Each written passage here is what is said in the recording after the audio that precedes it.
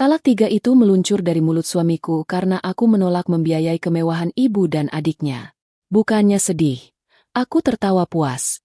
Akhirnya, belenggu sebagai sapi perah keluarga Benalu ini terlepas selamanya.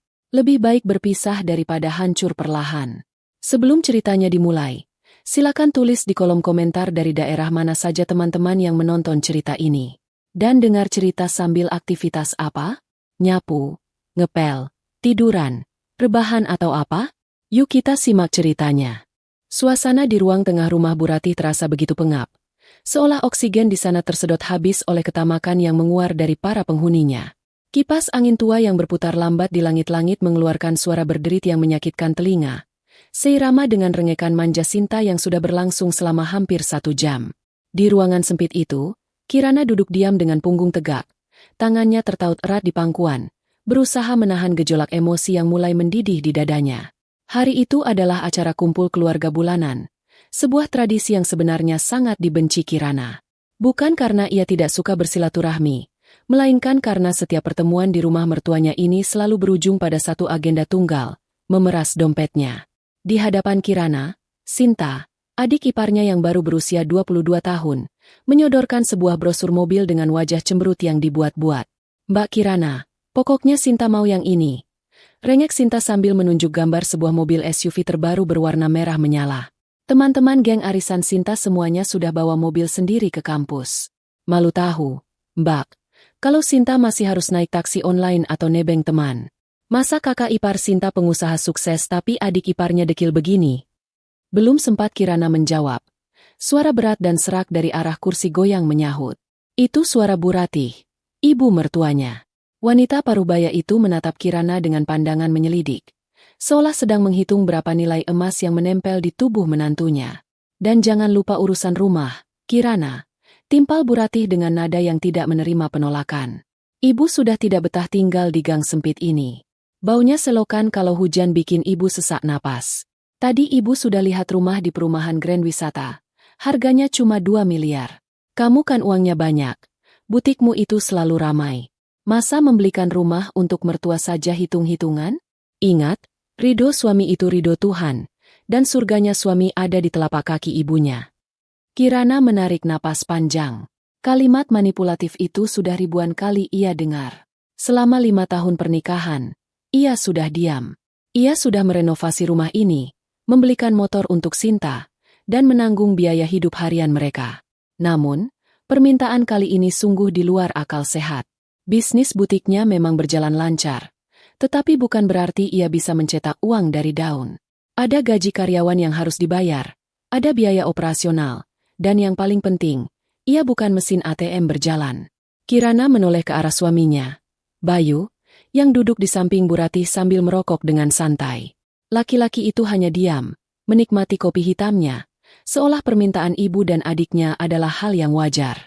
Bayu bahkan tidak menatap Kirana, seakan memberi isyarat bahwa Kirana wajib menuruti titah keluarga kerajaan ini.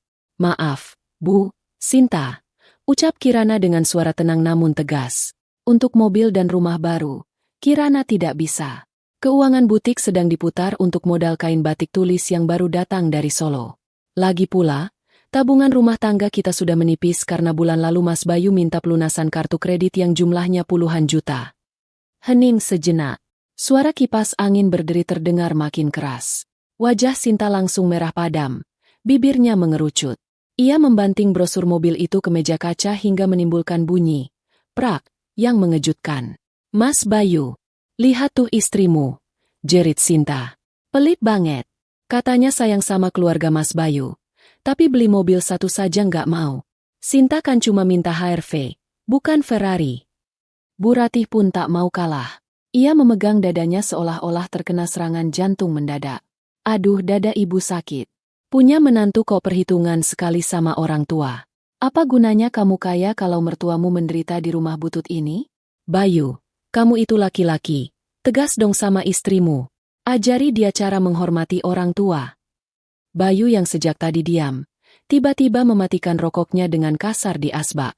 Ia berdiri, wajahnya memerah menahan amarah. Harga dirinya sebagai anak laki-laki tertua merasa diinjak-injak karena istrinya berani menolak perintah ibunya di depan matanya sendiri. Ia merasa wibawanya runtuh. Kirana, bentak Bayu. Suaranya menggelegar memenuhi ruang tamu yang sempit itu. Kamu ini benar-benar istri durhaka. Uang itu bisa dicari, tapi kebahagiaan ibu dan Sinta itu nomor satu. Kamu jangan alasan modal usaha terus. Aku tahu uangmu banyak disembunyikan di rekening lain, kan? Kirana menatap suaminya dengan tatapan tak percaya. Mas, kamu sadar nggak apa yang kamu minta? 2 miliar untuk rumah dan 400 juta untuk mobil? Kamu sendiri selama ini tidak pernah memberi nafkah yang cukup. Malah aku yang menutup semua lubang hutangmu. Sekarang kamu memaksaku menghabiskan modal usaha. Diam kamu. Bayu menunjuk wajah Kirana. Jari telunjuknya gemetar karena emosi. Jangan berani-berani kamu mengungkit nafkah. Tugasku sebagai suami itu memimpin. Dan tugasmu sebagai istri yang punya rezeki lebih itu membantu suami. Kalau kamu tidak mau menuruti perintahku dan ibuku, kamu sama saja menginjak kepalaku. Napas Bayu memburu. Ia melirik ibunya yang sedang pura-pura merintih kesakitan dan Sinta yang menangis histeris. Ia merasa harus melakukan sesuatu yang drastis untuk membuktikan bahwa dialah penguasa di rumah tangga ini. Dengar baik-baik, Kirana. Ucap Bayu dengan suara dingin yang menusuk. Kalau kamu lebih sayang uangmu daripada keluargaku, kalau kamu tidak mau membelikan rumah dan mobil itu hari ini juga, untuk apa kamu jadi istriku? Kamu tidak berguna. Mas. Kirana hendak menyela, tapi Bayu mengangkat tangannya. Mulai detik ini, Bayu berteriak lantang, matanya melotot tajam. Saya jatuhkan talak 3 padamu. Keluar kamu dari rumah ibuku sekarang juga. Bawa semua uangmu yang berharga itu. Aku muak punya istri pelit sepertimu. Waktu seolah berhenti. Bu Ratih ketika berhenti merintih. Matanya berbinar licik. Mungkin berpikir Kirana akan berlutut memohon dan akhirnya menyerahkan uangnya. Sinta pun diam, menunggu reaksi kakak iparnya yang biasanya penurut. Namun, reaksi yang muncul sungguh di luar dugaan mereka. Kirana tidak menangis. Ia tidak jatuh bersimpuh memeluk kaki Bayu.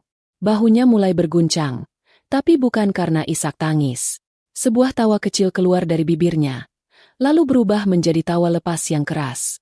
Tawa yang terdengar begitu renyah, namun menyimpan kepedihan sekaligus kelegaan yang luar biasa. Hahaha. Kirana tertawa sambil menyeka ujung matanya yang sedikit berair karena terlalu kuat tertawa. Ia menatap Bayu, Bu Ratih, dan Sinta bergantian. Wajah ketiga orang itu berubah pucat dan bingung melihat Kirana yang seperti orang gila. Terima kasih, Mas. Ucap Kirana sambil tersenyum lebar. Senyum paling tulus yang pernah ia berikan dalam 5 tahun terakhir. Sungguh, terima kasih banyak. Kamu baru saja membebaskanku dari neraka ini. Ingat ya, Mas Bayu, Ibu, Sinta, kalian saksinya. Bayu yang menjatuhkan talak 3.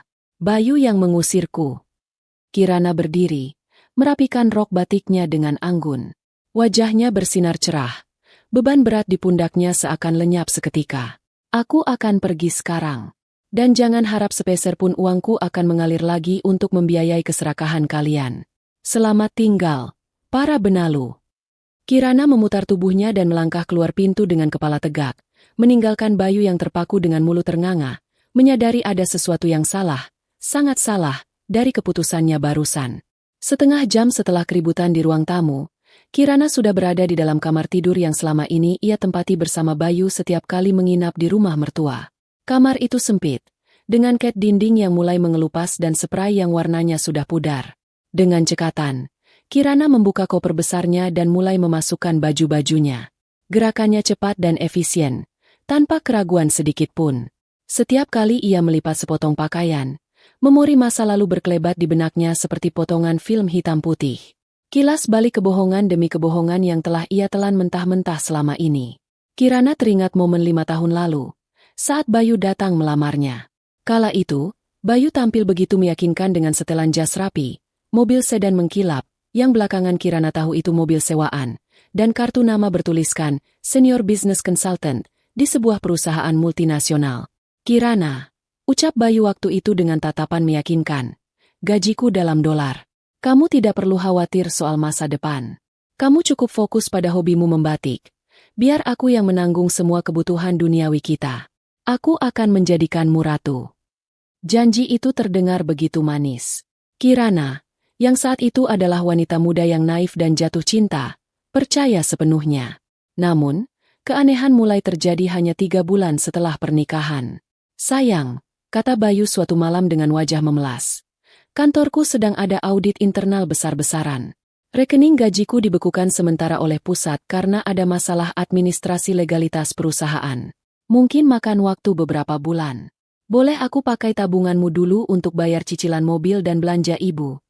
Kirana, sebagai istri yang berbakti, tentu saja mengiyakan. Tidak apa-apa, Mas. Kita kan suami istri. Uangku uangmu juga. Itulah awal mula bencana itu. Kata, sementara, yang diucapkan Bayu berubah menjadi, selamanya. Bulan berganti tahun. Alasan Bayu semakin bervariasi.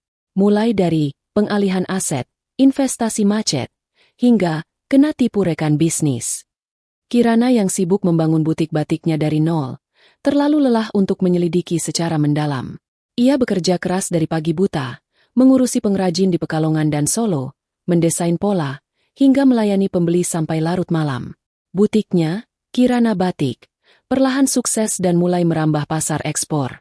Sementara Kirana membanting tulang hingga punggungnya terasa mau patah. Apa yang dilakukan Bayu? Kirana menghentikan gerakannya memasukkan baju ke koper. Ia menatap sebuah kemeja kerja Bayu yang tergantung di balik pintu. Kemeja yang setiap pagi dipakai Bayu saat pamit, berangkat kerja. Fakta menyakitkan itu baru terkuak secara tidak sengaja 2 tahun yang lalu. Namun Kirana bodohnya memilih memaafkan karena takut menjadi janda.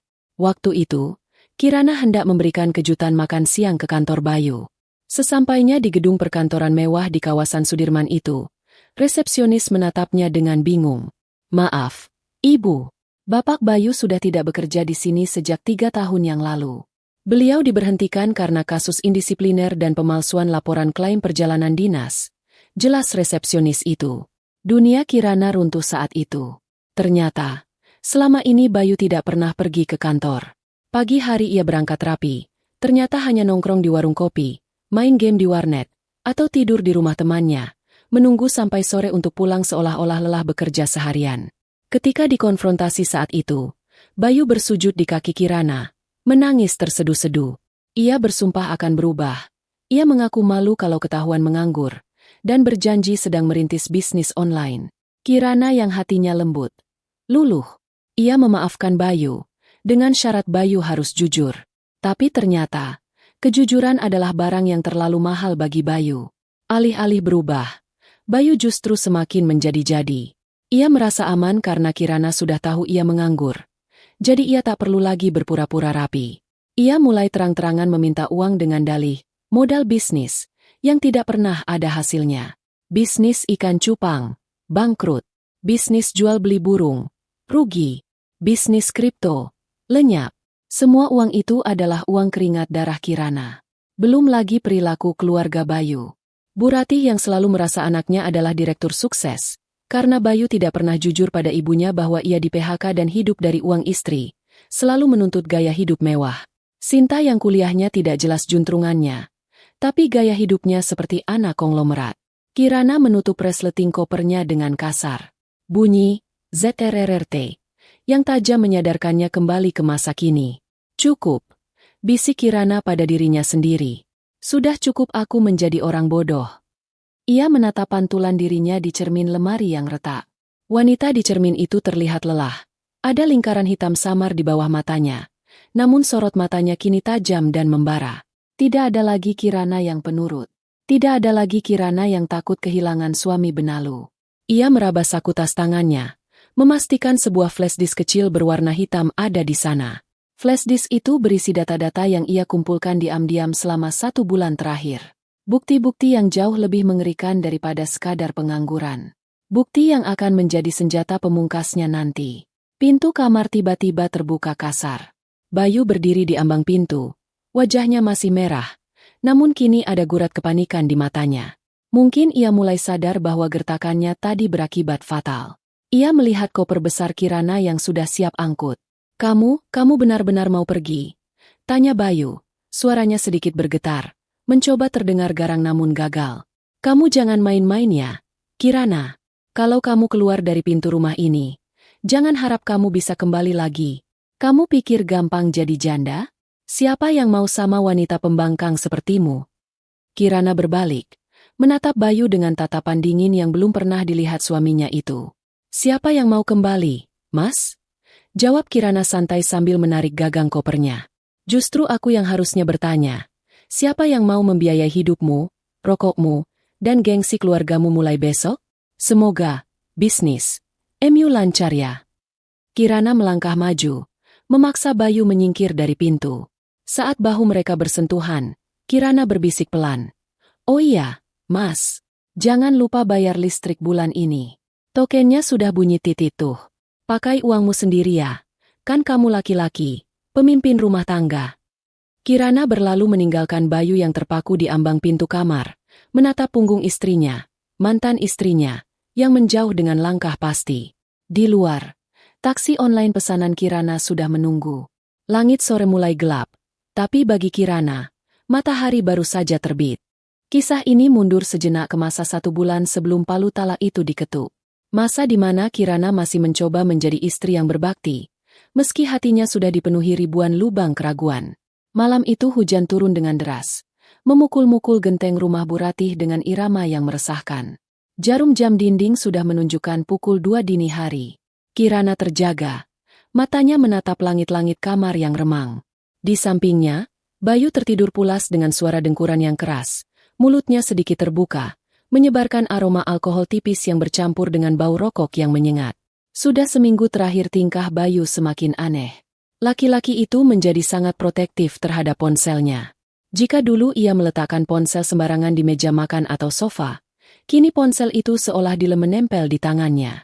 Bahkan saat ke kamar mandi pun, benda pipih itu dibawa serta. Selain itu, Bayu sering terlihat gelisah, keningnya selalu berkerut, dan ia mudah sekali marah hanya karena hal sepele, seperti suara sendok yang beradu dengan piring atau suara televisi yang sedikit terlalu keras.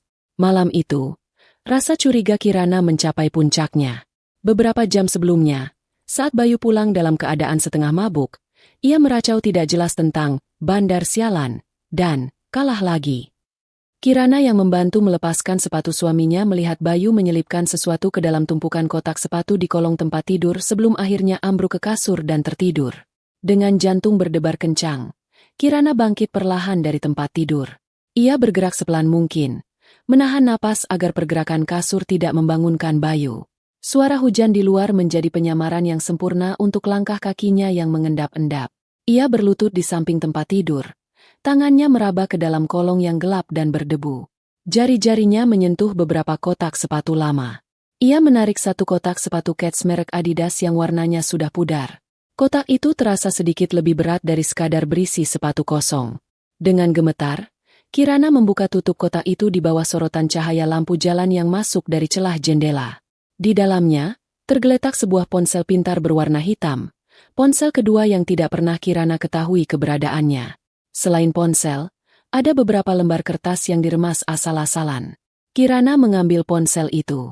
Layarnya menyala saat disentuh. Meminta kunci pola. Kirana mencoba pola L. Pola standar yang sering dipakai orang, tapi gagal. Ia mencoba tanggal lahir Bayu. Gagal. Kirana terdiam sejenak.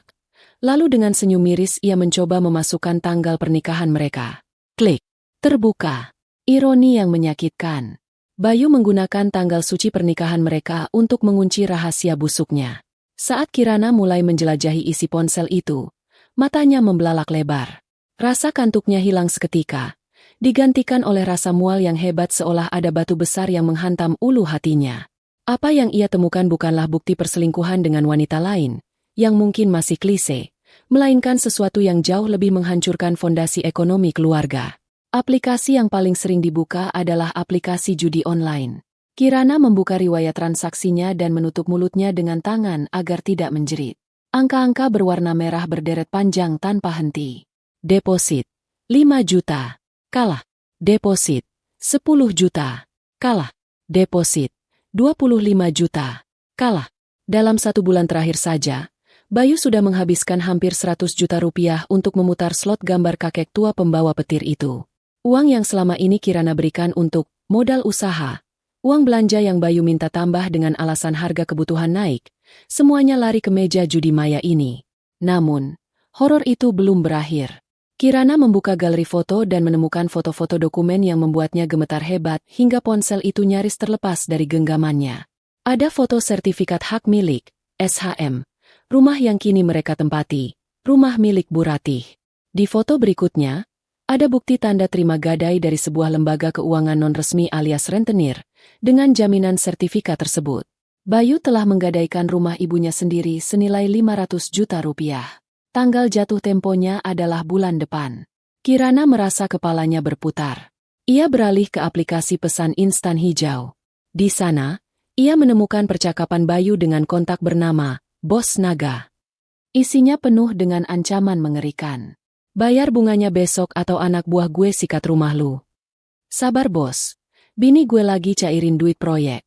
Pasti dibayar. Balas Bayu berbohong. Kirana menggulir layar lebih jauh dan menemukan satu lagi fakta yang membuat darahnya mendidih. Sebuah percakapan dengan Sinta, adik iparnya. Kirana mengira Sinta akan menjadi sekutunya. Tapi ternyata gadis itu sama busuknya. Di dalam chat itu, Sinta mengirimkan foto surat drop out, dari kampusnya yang tertanggal 6 bulan lalu. Mas Bayu, jangan bilang-bilang ibu ya kalau aku udah dikeluarin. Nanti uang semesteran dari Mbak Kirana tetap minta aja. Buat aku jalan-jalan sama teman. Mbak Kirana kan goblok. Dia nggak bakal ngecek ke kampus. Lalu balasan Bayu. Aman. Asal bagi 2 ya. Mas lagi butuh peluru buat main slot. Air mata Kirana menetes. Jatuh tepat di layar ponsel yang menyala.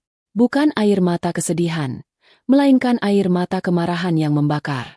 Kata, goblok, yang tertulis di sana terpatri dalam benaknya. Selama ini ia bekerja keras. Mengurangi jatah istirahatnya, menahan diri untuk tidak membeli barang mewah demi membiayai kuliah Sinta dan usaha Bayu. Ternyata ia hanya dianggap sapi perah yang bodoh. Mereka bersekongkol menipunya, menertawakannya di belakang punggung, dan menikmati keringatnya untuk kesenangan hina. Kirana menatap wajah Bayu yang masih tertidur pulas. Wajah yang dulu ia cintai itu kini tampak seperti topeng setan. Ingin rasanya ia membangunkan Bayu saat itu juga. Memukul wajahnya dengan ponsel ini, dan meneriakkan semua temuan ini di depan Bu Ratih. Tapi, Kirana menarik napas dalam-dalam. Ia adalah seorang pebisnis. Ia terbiasa berpikir strategis. Kemarahan tanpa rencana hanya akan menjadi emosi yang sia-sia. Jika ia meledak sekarang, Bayu mungkin akan menyangkal, memukulnya, atau bahkan memanipulasi situasi sehingga Kirana yang terlihat jahat. Tidak, bisik Kirana dalam hati. Aku tidak akan marah sekarang. Aku akan menghancurkan kalian pelan-pelan. Dengan tangan yang masih gemetar namun pikiran yang mulai jernih, Kirana mengambil ponsel pribadinya. Ia memotret semua bukti di layar ponsel Bayu. Ia memotret riwayat transaksi judi, percakapan dengan rentenir, foto surat gadai sertifikat rumah, dan obrolan busuk antara Bayu dan Sinta. Ia juga meneruskan, forward, beberapa bukti chat penting ke email pribadinya. Lalu menghapus jejak pengiriman itu dari ponsel Bayu. Proses itu memakan waktu hampir 1 jam. Setelah memastikan semua, senjata, tersimpan aman di penyimpanan awan, cloud, miliknya yang terkunci sandi berlapis, Kirana mengembalikan ponsel Bayu ke dalam kotak sepatu Adidas itu. Ia meletakkannya kembali di posisi semula, persis seperti tidak pernah disentuh. Kirana kembali naik ke tempat tidur. Ia memunggungi Bayu, menarik selimut sampai ke dada. Matanya terbuka lebar menatap kegelapan. Tidak bisa tidur lagi barang sedetik pun. Di keheningan malam itu, cinta di hati Kirana resmi mati, digantikan oleh dinginnya tekad untuk membalas dendam. Malam itu, Kirana menemukan senjatanya, dan ia bersumpah akan menggunakannya tepat di jantung pertahanan lawan saat waktunya tiba. Kembali ke masa kini, 2 jam setelah talak 3 diucapkan dan Kirana meninggalkan rumah neraka itu. Taksi online yang membawa Kirana berhenti di lobi sebuah apartemen mewah di pusat kota. Apartemen The Langham, hunian yang ia beli setahun lalu secara diam-diam sebagai bentuk investasi dan tempat pelarian jika sewaktu-waktu ia butuh ketenangan untuk mendesain batik. Tidak ada satupun keluarga Bayu yang tahu tentang tempat ini. Kirana turun dari taksi, disambut oleh doorman yang membungkuk hormat dan membawakan kopernya. Saat melangkah masuk ke lobi yang berlantai marmer dingin dan beraroma lavender mewah, Kirana merasakan kontras yang begitu tajam. 2 jam lalu ia berada di rumah sempit yang panas, pengap, dan penuh teriakan. Kini, Ia berada di keheningan yang elegan. Sesampainya di unit apartemennya di lantai 25, Kirana langsung menuju kamar mandi. Ia menyalakan shower, membiarkan air hangat membasuh seluruh tubuhnya, seolah ingin melunturkan sisa-sisa hawa negatif dari rumah Bu Ratih. Ia menangis sebentar di bawah guyuran air, menumpahkan sisa emosi manusianya, sebelum akhirnya mematikan keran dan keluar sebagai sosok yang baru. Kirana mengenakan jubah mandi sutra berwarna merah marun. Ia menuangkan segelas air mineral dingin, lalu duduk di hadapan meja kerjanya yang menghadap jendela besar. Di luar sana, lampu-lampu kota Jakarta berkelap-kelip seperti hamparan berlian. Pemandangan yang indah, namun pikiran Kirana jauh lebih tajam dari keindahan malam itu. Ia membuka laptopnya. Wajahnya diterangi cahaya layar monitor, menonjolkan garis rahangnya yang tegas. Saatnya berhenti menjadi korban pasif. Saatnya menjadi sutradara atas kehancuran mereka. Langkah pertama, memutus aliran darah. Kirana login ke internet banking. Selama ini, Bayu memegang kartu kredit tambahan, supplementary card, yang induknya ada di rekening Kirana. Dengan wajah datar, Kirana mengklik menu pengaturan kartu. Status, aktif, limit, 50 juta rupiah. Tanpa ragu sedetik pun, jari telunjuk Kirana menekan tombol blokir kartu. Klik. Selamat menikmati hidup tanpa gesek, Mas. Gumam Kirana. Ia kemudian memeriksa rekening tabungan operasional rumah tangga yang selama ini ia isi setiap bulan untuk dipegang Bu Ratih. Saldo terakhir tinggal 200.000 rupiah. Padahal baru 3 hari lalu Kirana mentransfer 5 juta. Uang itu lenyap begitu saja. Kirana segera membatalkan fitur auto debit bulanan ke rekening tersebut. Mulai besok, tidak akan ada lagi notifikasi, dana masuk, di ponsel Bu Ratih. Langkah kedua, mengamankan aset dan validasi hutang. Kirana meraih ponselnya dan menghubungi Pak Hendra, pengacara kepercayaannya yang mengurus legalitas bisnis butiknya. Meskipun sudah malam, Pak Hendra mengangkat telepon itu dengan sigap. Selamat malam, Bu Kirana. Tumben menelepon malam-malam. Ada yang darurat? Malam, Pak Hendra. Maaf mengganggu. Saya ingin memberitahu bahwa suami saya baru saja menjatuhkan talak 3 secara lisan. Saya butuh Bapak menyiapkan berkas perceraian resmi secepatnya ke pengadilan agama. Hening sejenak di ujung telepon, sebelum Pak Hendra menjawab dengan nada profesional. Baik, Bu. Saya turut prihatin. Atau mungkin selamat? Mengingat cerita Ibu selama ini. Selamat adalah kata yang lebih tepat, Pak. Jawab Kirana tenang. Tapi ada satu hal lagi. Saya ingin Bapak memvalidasi hutang-hutang atas nama Bayu yang tidak melibatkan tanda tangan saya. Saya punya bukti dia meminjam uang ke rentenir dan pinjol. Saya ingin memastikan secara hukum bahwa itu adalah hutang pribadinya, bukan harta bersama alias gonogini negatif. Bisa diatur, Bu. Selama Ibu tidak pernah menandatangani persetujuan pinjaman, apalagi untuk judi, hukum berpihak pada Ibu. Kirimkan semua bukti yang Ibu punya ke email saya malam ini. Besok pagi tim saya akan langsung bergerak memblokir potensi penyitaan aset Ibu. Terima kasih, Pak Hendra. Satu lagi, tolong siapkan surat somasi pengosongan rumah untuk adik ipar saya yang menempati ruko lama saya secara gratis. Saya mau ruko itu dikosongkan dalam 24 jam. Langkah ketiga, sangkutan kendaraan. Kirana teringat mobil Toyota Fortuner yang sering dipakai Bayu bergaya kemana-mana. Mobil itu dibeli dengan cara leasing, kredit, atas nama perusahaan batik Kirana, karena nama Bayu sudah di-blacklist oleh bank, BI checking buruk. Namun, yang memakainya 100% adalah Bayu. Kirana menelepon manajer operasional kantornya. Halo, Budi. Besok pagi-pagi sekali, kamu kontak pihak leasing. Bilang bahwa unit Fortuner yang dibawa mantan suami saya posisinya ada di rumah ibunya. Saya minta unit itu ditarik saja karena saya tidak mau melanjutkan cicilan atas unit yang tidak saya pakai. Berikan alamat lengkap rumah Bu Ratih dan jam berapa biasanya Bayu ada di rumah. Siap, Bu Kirana. Akan saya urus besok jam 8 pagi. Langkah keempat, jebakan tikus. Ini adalah bagian yang paling krusial. Kirana tidak ingin sekadar pergi dan membiarkan mereka hancur sendiri. Ia ingin melihat kehancuran itu. Ia ingin memberikan panggung terakhir bagi keluarga itu untuk mempermalukan diri mereka sendiri. Kirana mengetik sebuah pesan WhatsApp di grup keluarga yang belum ia tinggalkan. Grup bernama Keluarga Sakinah Mawaddah, yang anggotanya adalah Bayu, Bu Ratih, dan Sinta. Jari-jarinya menari di atas layar ponsel, merangkai kalimat manipulatif yang manis namun beracun. Ibu, Mas Bayu, Sinta, maafkan emosi saya tadi. Setelah saya pikir-pikir di jalan, mungkin saya memang terlalu keras. Bagaimanapun, kita pernah jadi keluarga. Saya tidak ingin kita berpisah dengan permusuhan. Minggu depan, saya akan datang lagi ke rumah ibu.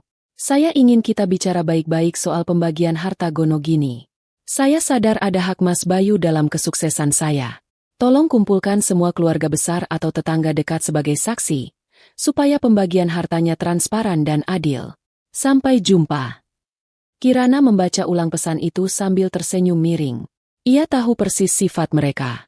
Kata, pembagian harta, dan hak Mas Bayu akan membuat mata mereka menjadi hijau. Mereka tidak akan curiga. Mereka akan berpikir Kirana sudah melunak, merasa bersalah, dan siap membagikan kekayaannya sebagai pesangon perpisahan. Mereka akan mengundang banyak orang, berharap pamer bahwa mereka akan mendapat rezeki nomplok. Padahal, mereka sedang mengundang penonton untuk menyaksikan eksekusi mati harga diri mereka sendiri. Kirana menekan tombol kirim. Pesan itu langsung centang 2 biru dalam hitungan detik. Tak lama kemudian, muncul notifikasi balasan dari Bu Ratih. Alhamdulillah, akhirnya kamu sadar juga nak. Ibu maafkan. Datanglah minggu depan. Ibu akan masak opor kesukaanmu. Jangan lupa bawa buku tabunganmu ya. Kirana tertawa kecil. Tawa yang dingin. Opor ayam, desisnya. Silakan masak opor terakhir kalian, karena minggu depan yang akan kusajikan adalah menu pembalasan. Kirana menutup laptopnya. Ia berjalan ke arah jendela, menyesap sisa air mineral di gelasnya seolah itu adalah anggur kemenangan. Rencana sudah disusun rapi. Senjata sudah dikokang. Perangkap sudah dipasang. Sekarang, ia tinggal menunggu waktu untuk menarik pelatuknya. Seminggu kemudian, halaman rumah Bu Ratih tampak lebih ramai dari biasanya. Sesuai permintaan Kirana dalam pesan singkatnya, keluarga itu benar-benar mengundang banyak orang. Ada Pak RT yang duduk dengan kopiah miringnya, beberapa tetangga yang memang hobi bergosip, serta kerabat jauh yang biasanya enggan berkunjung namun mendadak hadir karena mendengar isu pembagian warisan atau harta Gonogini. Aroma santan dan bumbu opor ayam menguar kuat dari dapur, bercampur dengan bau minyak wangi murah yang dipakai berlebihan oleh Sinta. Bu Ratih tampak sibuk mondar-mandir mengatur piring di meja ruang tamu. Wajahnya berseri-seri seolah sedang menyambut hari raya Lebaran. Ia mengenakan gamis terbaiknya yang penuh manik-manik, sementara Bayu duduk di ujung meja dengan kemeja batik yang sedikit kesempitan di bagian perut, berusaha terlihat berwibawa di depan Pak RT. Wah, Bu Ratih, sepertinya bakal dapat rezeki besar nih. Celetuk Bu Tejo, tetangga sebelah yang matanya tak lepas dari toples kue nastar. Sampai masak opor segala. Katanya Nak Kirana mau bagi-bagi aset ya. Bu Ratih tersenyum lebar, memamerkan deretan giginya. Ya begitulah, Bu Tejo. Namanya juga suami istri berpisah. Pasti ada hak suami yang harus diberikan istri. Bayu kan selama ini kepala rumah tangga. Wajar kalau dia dapat bagian besar dari usaha yang dirintis selama nikah. Kirana itu sebenarnya baik. Cuma kemarin sempat emosi saja. Sinta, yang duduk di samping ibunya sambil memainkan ponsel, menimpali dengan nada angkuh. Doakan ya, Bu. Rencananya uang bagian Mas Bayu nanti mau buat beli mobil baruku. Capek naik ojek terus ke kampus. Panas. Tepat pukul 10 pagi, sebuah mobil sedan hitam mengkilap, sebuah Mercedes-Benz keluaran terbaru, berhenti mulus di depan pagar rumah yang catnya mulai kusam itu. Kehadiran mobil mewah itu seketika membungkam riuh rendah percakapan para tetangga. Semua mata tertuju pada pintu mobil yang terbuka. Seorang supir berseragam safari turun dan membukakan pintu belakang. Dari sana, keluarlah Kirana. Penampilan Kirana hari itu sungguh manglingi. Tidak ada lagi daster rumahan atau kemeja kerja sederhana yang biasa ia pakai saat mengunjungi mertua. Kirana mengenakan blazer putih gading dengan potongan tegas yang membalut tubuh rampingnya, dipadu dengan celana bahan warna senada dan sepatu hak tinggi Christian Louboutin yang sol merahnya menyala setiap ia melangkah. Rambutnya disanggul modern. Wajahnya dipoles make-up natural namun elegan, dan di tangannya ia menenteng sebuah tas Hermes yang harganya mungkin setara dengan renovasi rumah Bu Ratih.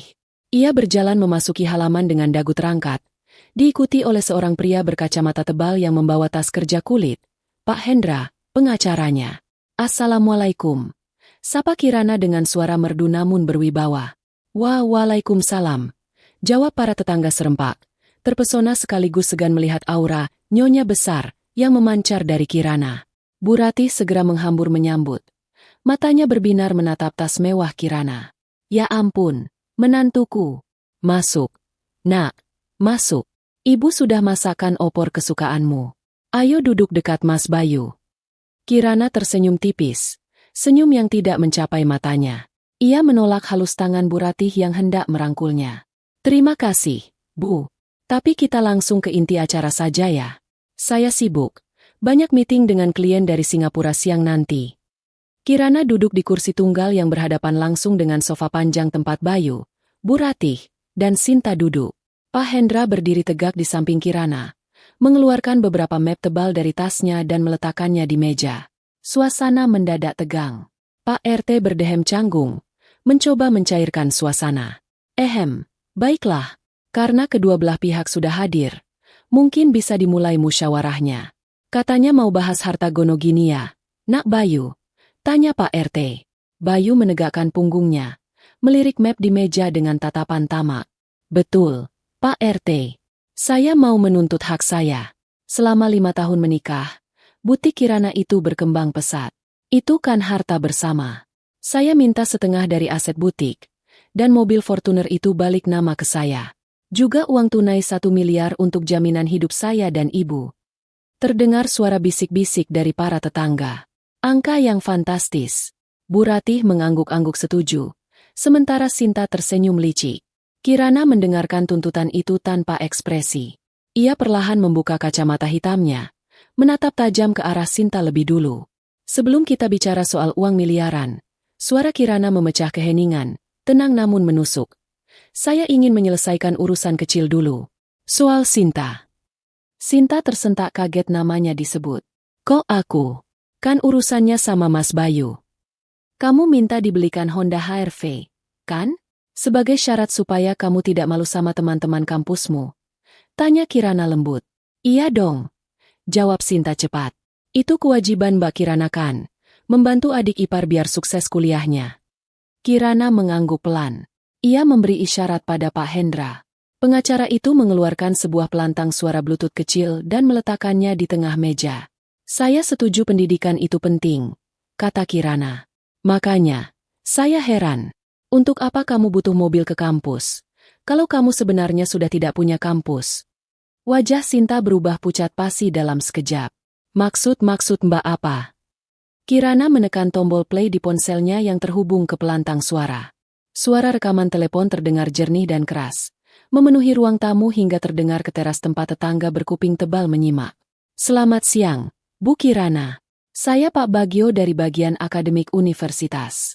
Kami ingin mengonfirmasi bahwa surat drop out, DU, atas nama mahasiswi Sinta sudah kami kirimkan ke alamat rumah 6 bulan lalu. Saudari Sinta sudah tidak aktif kuliah selama 2 semester berturut-turut dan IPK-nya di bawah standar minimal. Status kemahasiswaannya sudah dicabut permanen. Hening. Sunyi senyap yang mencekam. Bu Ratih menatap anak perempuannya dengan mata melotot. Mulutnya ternganga tak percaya. Sinta ini suara siapa? Kamu Didu. Bohong kan? Sinta gemetar hebat. Keringat dingin mengucur di pelipisnya. Ia mencoba menyangkal, tapi lidahnya keluh. Dan ini, lanjut Kirana sambil melempar segepok foto ke meja. Foto-foto itu menyebar, memperlihatkan Sinta sedang berpesta di klub malam, jalan-jalan ke Bali, dan belanja barang branded. Semuanya di tanggal dan jam di mana ia seharusnya berada di ruang kuliah. Uang semesteran 15 juta per 6 bulan yang selalu saya transfer, ternyata dipakai untuk open table di klub malam ya, Sinta? Tanya Kirana dengan nada dingin. Kamu membohongi ibumu, membohongi saya, dan sekarang kamu berani minta mobil. Dasar anak tidak tahu diuntung. Bu Ratih menjerit histeris. Ia yang selama ini selalu memanjakan Sinta, merasa ditampar keras di depan umum. Malu yang luar biasa. Ia menyambar toples kue di meja dan hendak melemparkannya ke Sinta, tapi ditahan oleh Pak RT. Ibu, ampun Bu. Sinta hilaf. Sinta menangis meraung-raung, menutupi wajahnya dengan tangan. Image gadis kuliahan pintar yang selama ini ia banggakan di depan tetangga hancur lebur seketika. Para tetangga mulai bergunjing terang-terangan, menunjuk-nunjuk Sinta dengan tatapan jijik. Lihat tuh, gayanya selangit. Ternyata bisik Bu Tejo cukup keras. Kasihan Bu Ratih, punya anak perempuan penipu. Kirana menatap kekacauan itu dengan kepuasan yang tersembunyi rapi di balik wajah datarnya. Satu pion sudah tumbang. Mental Sinta hancur di depan ibunya dan para tetangga. Gadis manja itu kini tak lebih dari seonggok pesakitan yang menangis di pojok sofa. Nah, kata Kirana sambil menepuk tangan sekali, menarik kembali perhatian semua orang yang sedang fokus pada drama Sinta. Urusan Sinta sudah jelas. Sekarang, giliran Mas Bayu. Katanya mau minta 1 miliar. Bayu yang sejak tadi diam karena kaget melihat adiknya terbongkar, kini menatap Kirana dengan nyalang. Ia merasa serangan itu belum selesai. Melihat adiknya menangis histeris dan ibunya yang terlihat syok memegang dada, amarah Bayu meledak. Ia merasa Kirana sengaja mempermalukan keluarganya di depan umum. Dengan kasar, ia menggebrak meja kaca hingga toples-toples kue bergetar. Cukup, Kirana, bentak Bayu sambil berdiri. Wajahnya merah padam, urat-urat lehernya menonjol. Kamu keterlaluan. Kalau kamu benci sama kami, bilang saja. Jangan buka aib adikku di depan orang kampung begini. Kamu sengaja kan? Dasar wanita ular. Pak RT mencoba menenangkan. Sabar, Nak Bayu, sabar. Jangan emosi. Bapak diam saja. Hardik Bayu kepada Pak RT, membuat Pak Tua itu tersentak kaget. Bayu menunjuk wajah Kirana. Oke, kamu mau main kasar? Fine. Sekarang mana bagianku? Mana hak gonoginiku? Aku tidak peduli soal Sinta, itu urusan dia. Tapi aku suamimu. Aku punya andil dalam hartamu. Berikan uangku dan pergi dari sini. Kirana tidak bergeming sedikit pun. Ia bahkan tidak berkedip saat Bayu membentaknya. Dengan gerakan lambat yang sangat elegan, Kirana memberi kode pada Pak Hendra untuk membuka map kedua. Map berwarna merah darah. Andil? Tanya Kirana dengan nada sinis. Andil apa yang Mas maksud? Andil menghabiskan uang, maksudnya. Aku kerjamu jadi konsultan. Gajiku besar, cuma sedang dibekukan. Bayu masih mencoba bertahan dengan kebohongan lamanya, berharap tetangga masih percaya. Oh, konsultan. Kirana terkekeh pelan. Konsultan slot Zeus maksudmu. Pak Hendra mengeluarkan tumpukan kertas tebal hasil cetakan rekening koran dan meletakkannya di hadapan Bayu. Ini adalah mutasi rekening Mas Bayu selama 2 tahun terakhir. Jelas Kirana. Suaranya lantang agar semua orang mendengar. Lihat yang saya tandai dengan stabilo merah. Transfer ke payment gateway situs judi online. 5 juta. 10 juta. 20 juta. Total kerugian dalam setahun terakhir mencapai 150 juta rupiah. Para tetangga terkesiap. Angka yang fantastis bagi warga kampung itu. Ini bohong. Itu data palsu. Bayu mencoba meraih kertas-kertas itu untuk merobeknya. Tapi Pak Hendra dengan sigap menahannya. Ini data resmi dari bank, Pak Bayu. Ada cap basahnya.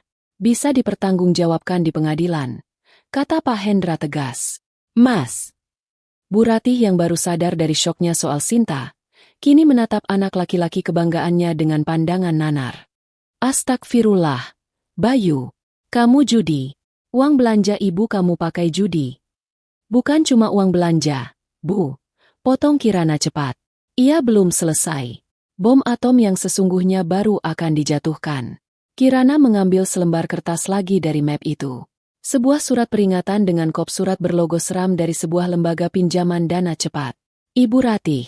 Panggil Kirana lembut namun tegas. Ibu tahu di mana sertifikat rumah ini? Wajah Bu Ratih memucat. Sertifikat? Ada di lemari ibu. Disimpan rapi di bawah baju. Yakin ada di sana? Tanya Kirana menantang. Sebab, menurut surat ini, sertifikat rumah atas nama Ratih Suminar sudah digadaikan 6 bulan lalu dengan nilai pinjaman 500 juta rupiah. Dan karena bunganya tidak dibayar selama 3 bulan terakhir, statusnya sekarang macet total. Kirana meletakkan surat penyitaan itu di depan Bu Ratih. Besok pagi, lanjut Kirana dengan nada final. Pihak kreditur akan datang untuk melakukan eksekusi penyitaan. Rumah ini bukan milik ibu lagi. Rumah ini sudah digadaikan oleh anak kesayangan ibu, Bayu, untuk menutupi kalah judinya. Dut, berita itu meledak lebih dahsyat daripada kabar Sinta Didu. Bu Ratih merasa dunia di sekelilingnya berputar cepat. Rumah ini adalah satu-satunya harta peninggalan almarhum suaminya. Tempat ia berteduh di hari tua. Bayu. Suara Bu Ratih tercekat. Nyaris tak terdengar. Katakan ini bohong. Nak, kamu tidak mungkin tega jual rumah ibu, kan? Kamu bilang kamu sukses, kamu bilang. Bayu mundur selangkah. Wajahnya pucat pasi seperti mayat. Rahasianya yang paling gelap, yang ia jaga mati-matian, kini telanjang di bawah sinar matahari siang. Ia melihat tatapan tetangga yang kini berubah menjadi tatapan menghakimi yang mengerikan. Tidak ada lagi rasa hormat. Hanya ada kejijikan. Ibu, dengerin Bayu dulu. Bu, itu buat modal bisnis. Bayu ditipu teman. Bu, Bayu pasti tebus kok. Bayu janji. Bayu tergagap, mencoba meraih tangan ibunya. Namun, Bu Ratih menepis tangan anaknya dengan kasar. Wanita tua itu tiba-tiba memiliki tenaga yang entah datang dari mana.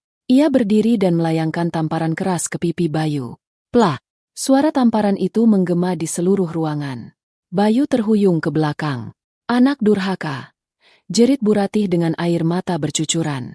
Ibu besarkan kamu dengan susah payah. Ibu bangga-banggakan kamu ke semua orang. Ternyata kamu setan. Kamu curi rumah ibu buat judi? Kamu tega bikin ibu jadi gelandangan di masa tua. Bu Ratih memukuli dada bidang Bayu bertubi-tubi dengan kepalan tangannya yang lemah. Bayu hanya bisa menunduk. Tidak berani melawan karena puluhan pasang mata tetangga dan Pak RT menatapnya seolah siap mengeroyoknya jika ia berani menyentuh ibunya. Di tengah kekacauan itu, Kirana berdiri dengan tenang. Ia melihat jam tangannya. Waktunya pas. Gumam Kirana pelan. Dari kejauhan, terdengar suara deru motor-motor besar mendekat. Suara knalpot bising yang berhenti tepat di depan pagar. Permisi. Teriakan suara berat laki-laki terdengar dari luar. Ada yang namanya Bayu Prakoso di sini. Semua orang menoleh ke pintu. 3 orang pria berbadan besar, berkulit gelap, dengan wajah garang masuk ke halaman tanpa permisi. Mereka mengenakan jaket kulit dan membawa map. Itu adalah debt collector. Nah, Mas Bayu, kata Kirana sambil merapikan tasnya. Tamu spesialmu sudah datang. Itu teman-teman judimu kan? Atau penagih hutang pinjol? Wajah Bayu kehilangan seluruh warnanya. Kakinya lemas seketika. Bapak-bapak, kata Kirana kepada para penagih hutang itu sambil menunjuk Bayu. Orang yang kalian cari ada di situ. Silakan urus urusan kalian. Saya dan pengacara saya sudah tidak ada hubungannya dengan orang ini. Kami sudah resmi bercerai secara agama, dan surat negara sedang diproses. Harta dia dan saya terpisah. Salah satu penagih hutang itu mengangguk hormat pada Kirana, mungkin terintimidasi oleh penampilan mewahnya. Lalu beralih menatap Bayu dengan tatapan buas. Bayar sekarang atau kami angkut semua barang di sini. Kirana menatap Bu Ratih yang kini terduduk lemas di lantai. Menangis meraung-raung meratapi nasibnya yang akan kehilangan rumah. Sinta yang masih sesenggukan di pojok sofa ketakutan melihat preman-preman itu. Dan Bayu, yang gemetar ketakutan dicengkeram kerah bajunya oleh si penagih hutang. Saya pamit, Bu Ratih, Mas Bayu, Sinta, ucap Kirana dingin. Semoga kalian menikmati hasil kerja keras kalian selama ini. Tidak ada 1 rupiah pun uang saya yang akan keluar untuk menolong kalian. Ini adalah pelajaran hidup yang mahal. Kirana berbalik.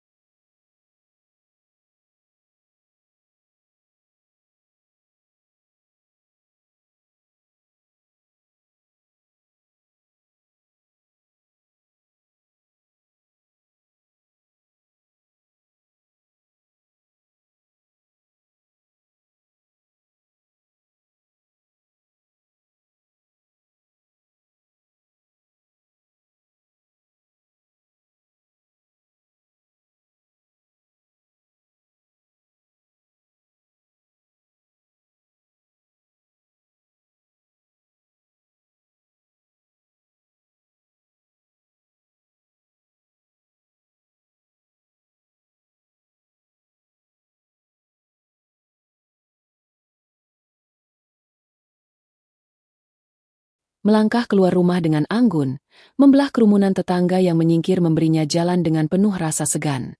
Di belakangnya, suara bentakan penagih hutang dan tangisan penyesalan keluarga mantan suaminya menjadi musik pengiring kemenangannya. Ia masuk ke dalam mobil mewahnya, menutup pintu, dan meninggalkan masa lalunya yang kelam di dalam rumah yang kini telah menjadi neraka bagi penghuninya. Halaman rumah Bu Ratih yang biasanya lengang kini berubah menjadi arena pertunjukan drama paling tragis yang pernah disaksikan warga kompleks tersebut. Matahari siang yang terik seolah menjadi lampu sorot raksasa yang menelanjangi aib keluarga yang selama ini selalu merasa paling terhormat itu. Kedatangan 3 orang penagih hutang, debt collector, berbadan kekar dengan jaket kulit hitam itu mengubah suasana tegang menjadi kekacauan murni. Mereka tidak membuang waktu. Salah satu dari mereka, pria dengan bekas luka di pipi kiri, mencengkeram kerah kemeja batik Bayu hingga kancing teratasnya lepas dan menggelinding ke lantai teras. "Lepaskan! Kalian tidak tahu siapa saya?" teriak Bayu dengan suara yang pecah, campuran antara kepanikan dan sisa-sisa arogansi yang tak tahu tempat. "Saya panggil polisi kalian." "Panggil saja," bentak penagih hutang itu tepat di depan wajah Bayu, menyemburkan aroma tembakau yang menyengat. "Kami pegang surat kuasa sah. Kamu sudah menunggak 3 bulan dan selalu kabur. Bos Naga sudah habis kesabarannya. Hari ini bayar lunas 50 juta bunganya saja, atau kami ambil semua barang elektronik di rumah ini." 50 juta? Pekik Bu Ratih. Wanita tua itu merosot di lantai teras. Kakinya lemas tak bertulang. Ia menatap nanar ke arah tetangga, berharap ada yang menolong. "Pak RT, tolong kami. Pak, usir preman-preman ini." Pak RT mundur selangkah, menggelengkan kepalanya dengan wajah prihatin namun tegas. "Maaf, Bu Ratih. Ini urusan hutang piutang pribadi. Saya tidak bisa ikut campur kalau sudah ada surat kuasanya. Apalagi Nak Bayu memang terbukti meminjam." Bisik-bisik tetangga semakin kencang, berdengung seperti lebah. Ya ampun, gaya selangi ternyata hutang rentenir. Kasihan Bu Ratih, tapi salah sendiri juga sombong. Itu akibatnya kalau hidup tidak ukur baju di badan sendiri.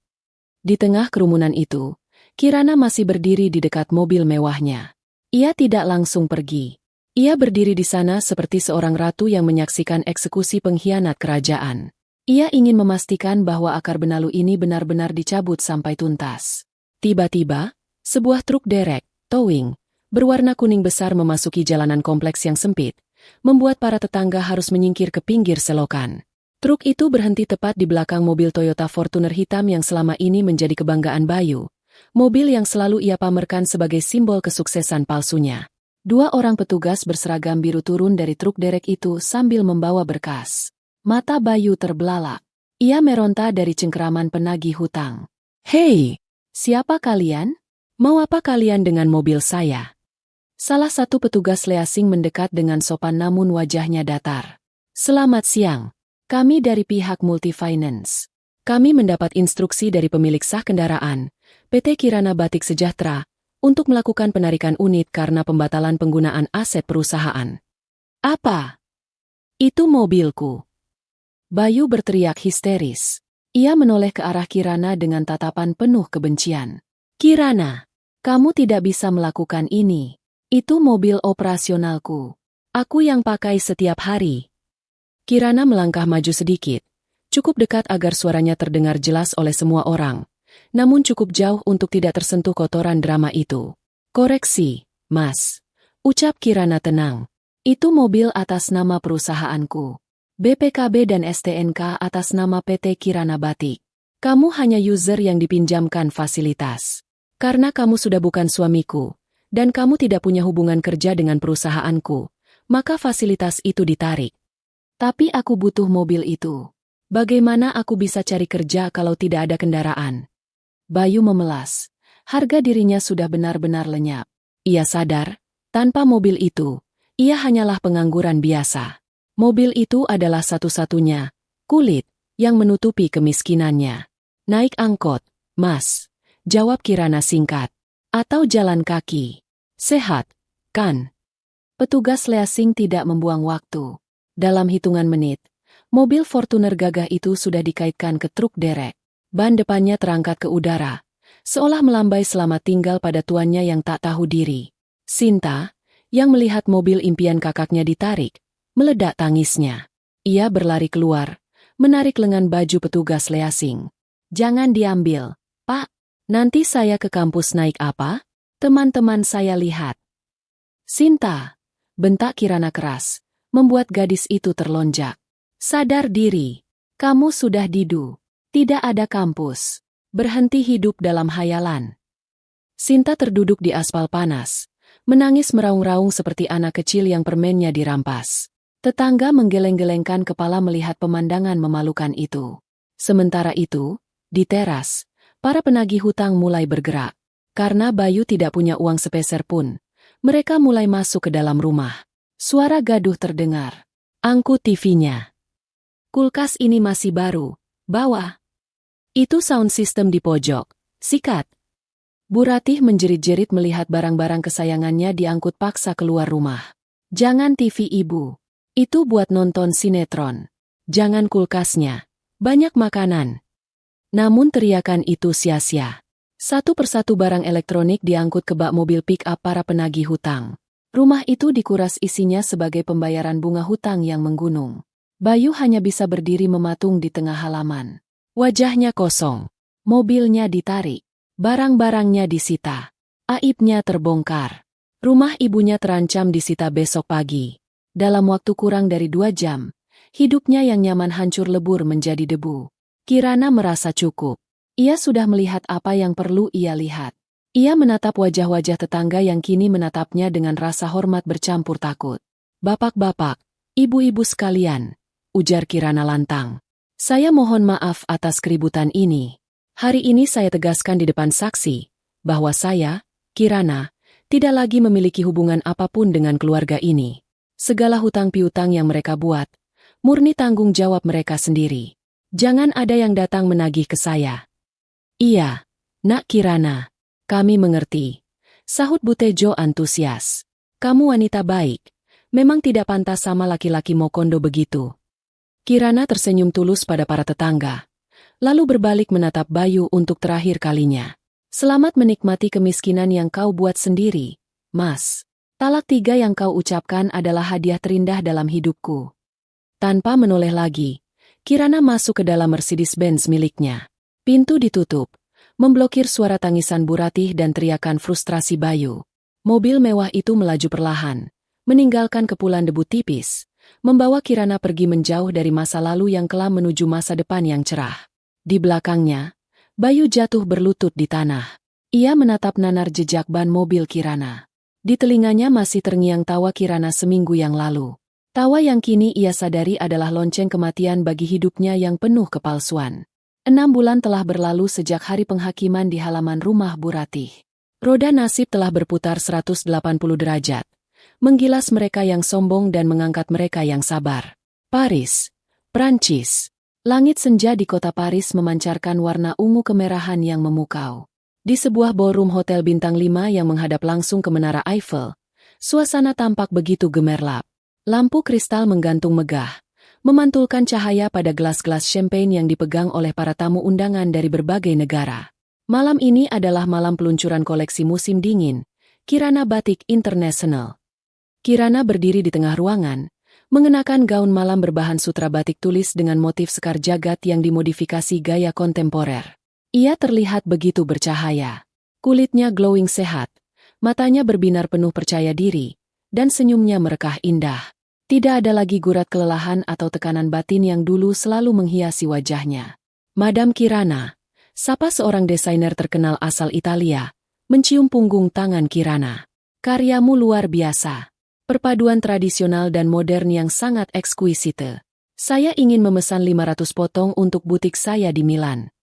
"Terima kasih, Monsieur," jawab Kirana dengan bahasa Inggris yang fasih. "Manajer saya akan segera mengurus kontraknya." Kirana melirik ke sudut ruangan. Di sana, Pak Hendra, yang kini menjadi konsultan hukum tetap perusahaannya, mengangkat gelas memberi selamat. Bisnis Kirana meledak pas